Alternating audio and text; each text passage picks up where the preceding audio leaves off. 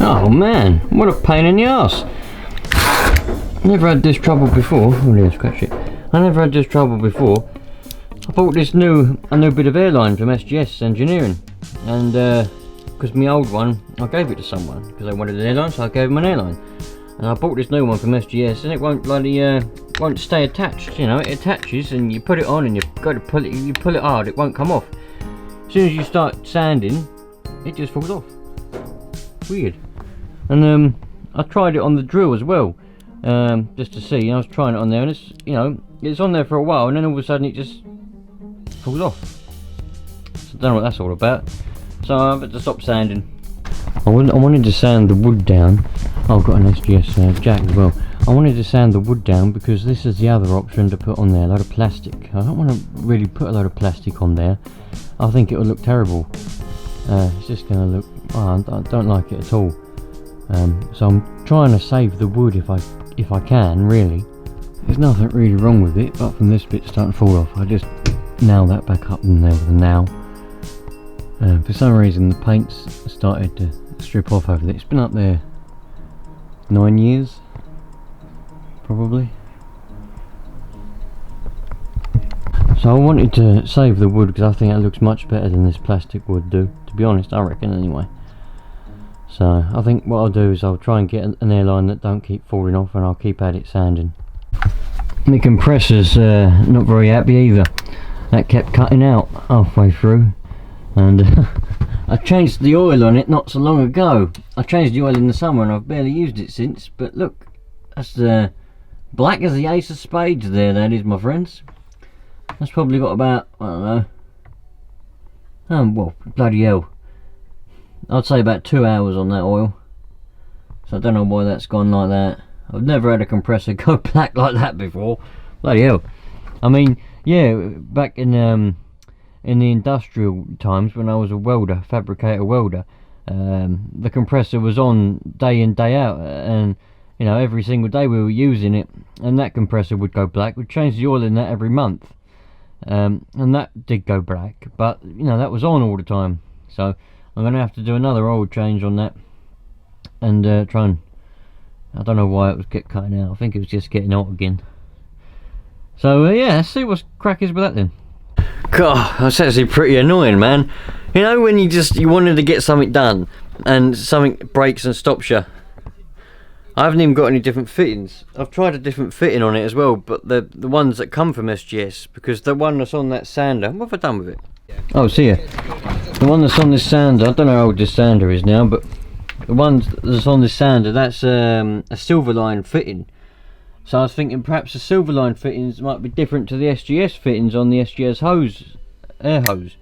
But I tried an SGS one on it, and it's exactly the same. It still falls off. So I don't know, man. That's so annoying. That's because, you know, Mrs. has gone out, so I thought, oh, I'll get loads done, because when they're home I like to spend the time indoors with them, and come out here when they're not here. They've gone to Tesco's, so I thought I'll get that bloody roof done, get the front of that roof done, and that's buggered me, that is. I've got another sander. It's a little electric one, but it's one of them mouse ones, you know, little mouse ones. They're about that big, I suppose, aren't they? I remember getting in corners and things, but that would take years with that. It's electric as well, so I don't know. Oh well. Right, you lot, I want your recommendations. Can any of you recommend? I haven't actually looked myself yet, but I'm going to have a look. But I'm going to wait for some of your recommendations, because obviously you've tried and tested it. I want some good ones of these fittings, but ones that you do yourself, yeah. And I want some air hose that ain't got the things on the end, because what I need is, at the moment I'm using that great big long one as just my little joiner. So obviously what I want to do is I want to make up my own little hose from here going up to my water separator and oiler. Yeah, so it's just got to be a small little hose, and so I want to make it up myself. And also I want to make up some more hoses the correct length for myself, because you can only buy these at certain lengths. You can't specify a length, well, at least not from SGS anyway, that I'm aware of. So if anyone knows of any good quality ones, because I don't know what's the matter with this one, it just falls off.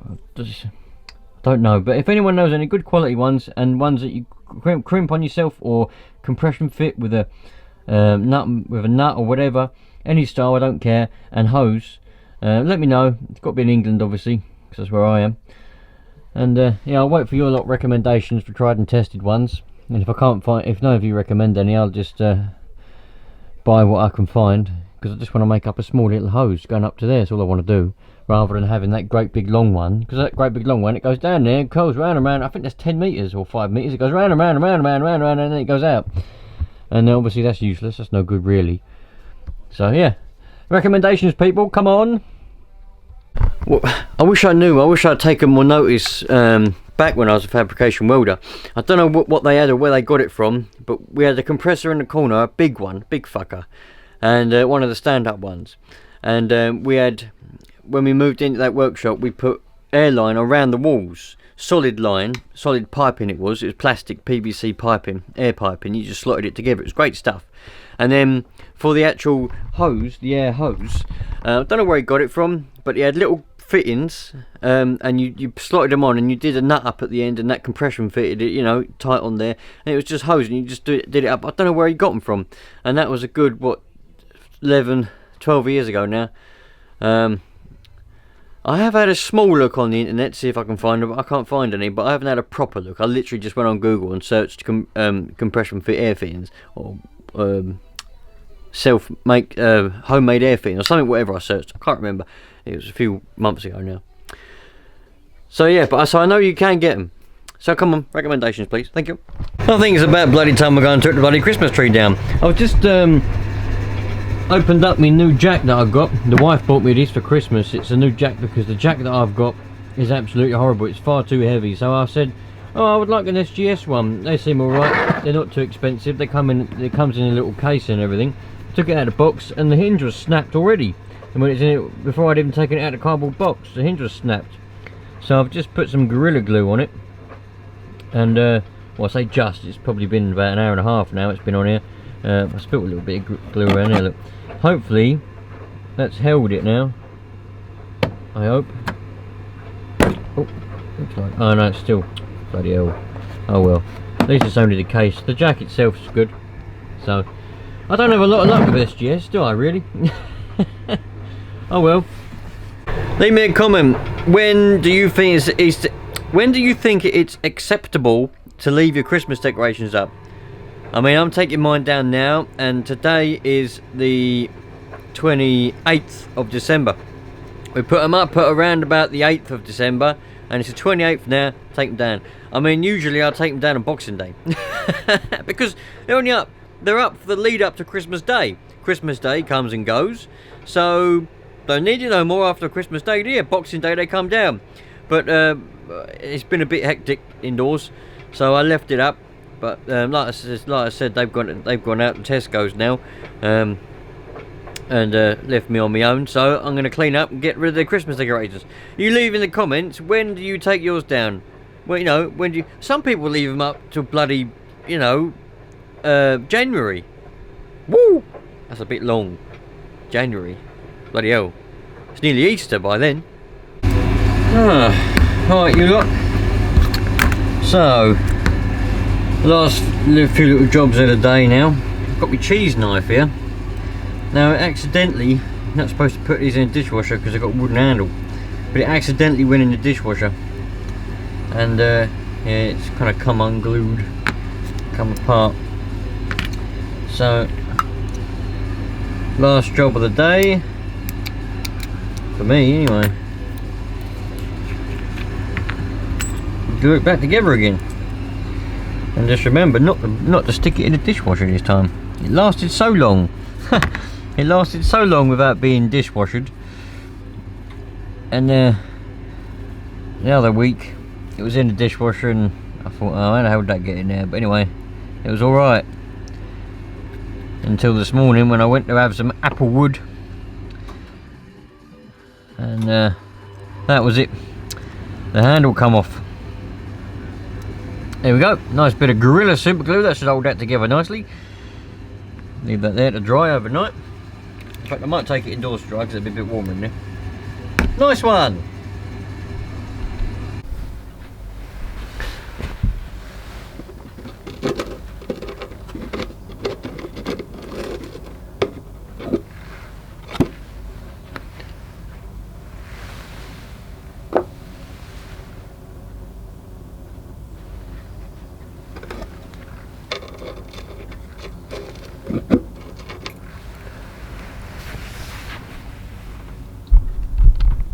So, on my quest to be rid of the little mices, this is the conventional, well, I say conventional, but this is the humane trap that I've been using. Now I've got two of these.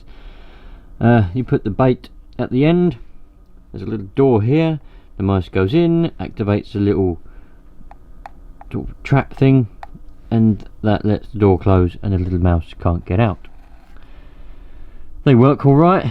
I've caught probably more than 10 mice with these trap, some of which died in there because I didn't catch them, didn't come and discover them quick enough. But this is a more substantial, I suppose, homemade humane trap. So it's been sitting for a long time, so it's gone slightly mouldy. But you got a little door here, or big door in fact, where you would let you put the food in there. I'm probably going to put more than just one bourbon in there at some point, but for now put bourbon in there. These mice here like bourbons. I know peanut butter is the thing, but these mice like bourbons. I know that because I had a packet of bourbons on the table. I come in here one day and they were gone. So, and I've been catching about 30 odd mice I've caught so far with bourbons. So bourbons they like. Anyway, you got a little bit of mesh here, another bit on the other side. You've got two holes, one here and one on the top, so they climb in, they go down through the hole, and they can't get back out again because the you know, that joins up to there, but the little tunnels end and they can't climb back up there to get back out. Excuse me. Oh, excuse me. And there we go, a lot of mesh there. So the little mouse can see in and he can see out. So with any luck they might catch a couple of mices with this one. This is a better one, in my opinion. This is a better trap than these ones, because it's bigger. With these ones, I mean, I thought it from day one, the minute I bought these, but these seem quite popular. But the minute I bought these ones, I thought it's a bit small, isn't it? You know, once a little mouse gets in there, that door closes. It has only got that to sort of play with, and I thought that is quite small. At least with these one, he gets in there, he can run around, you know, he can have the time of his life running around inside there, can't he, you know. So I think this is quite a good trap. We'll see what it's like, if it catches anything, or maybe it won't, who knows, but we'll see. So there we go, my friends, the quest to be rid of mice. Hello, Mike. Hello, Ben. How you doing, mate? I just heard you calling out and I thought, oh, I'll come and say hello to Mike. Yeah, I'm fine. You're at mobile? No, mate. Currently at home. Oh, okay. What am I coming over like, Ben? You give me a lovely signal, mate. Looks like a 9, so 5 and 9, mate. Okay. Just giving this Birmingham another try. Ah, oh yeah. Any good, is it? Well, it would be if the valve didn't keep blowing up. Oh dear, well you got a couple of new valves you've been swapping it out with then? No, it's been converted to a single valve. I know that, yeah, but if one valve blows up you've got to put a new one in, haven't you, surely? No, give it a whack on the desk and it works again. Oh, I see what you mean. Ah, right, bloody hell, yeah. Well, it's working now, I'll tell you that. You're nice and clear anyway. Yeah, it's chucking out about 125 watts. Yeah, that's a bit more than what it's supposed to do. I think they only did 100. Well, I think they only did about 75 or 80 FM, really, when they were new. So it's been turned up, or wherever, in it, really. Wherever you turn one of them up, I don't know. Well, it's probably the bigger valve that's in it.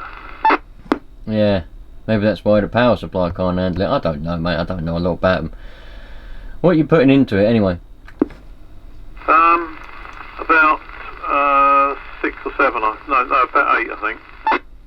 Yeah, I don't know. I can't remember now exactly.